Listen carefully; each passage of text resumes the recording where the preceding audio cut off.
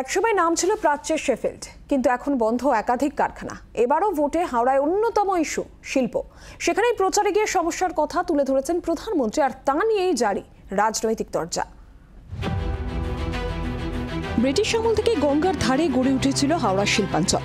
বিভিন্ন জেলা তো বটেই, ভিন রাজ্য থেকেও শ্রমিকেরা সেখানে যেতেন কাজে, কিন্তু বর্তমানে অনেক কারখানাই বন্ধের মুখে।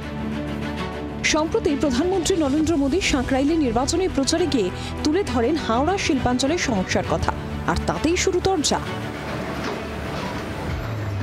যদি কোনো সাংসদ পরিযায়ী পাখি হয়, যে যদি সাংসদ কেবলমাত্র ভোটের সময় আসে আর বাকি সময় তাকে না দেখতে পাওয়া যায়, সেই সাংসদের সংসদ ক্ষেত্রে সেখানে অবস্থা শ্মশান ছাড়া আর কি হতে পারে। কারণ সেখানেতে 15 বছর ধরে সেই সাংসদ কোনো রকম কথাই শিল্পের জন্যে হোক বা হাওড়ার উন্নয়নের জন্যে হোক, সংসদে আমরা হাওড়া শব্দটা উচ্চারণই হতে শুনিনি। হাওড়াকে আলাদা করে দেখছেন কেন? যে রাজ্যের মুখ্যমন্ত্রী মমতা বন্দ্যোপাধ্যায়, সেই রাজ্যে শিল্প আসবে না, এটা স্বাভাবিক। শিল্প না আসার ব্র্যান্ডের নাম মমতা বন্দ্যোপাধ্যায়। ওনার ছবি দেখলেই লোকে ভাবে শিল্প চলে গেল। শিল্প ধ্বংসের ব্র্যান্ড।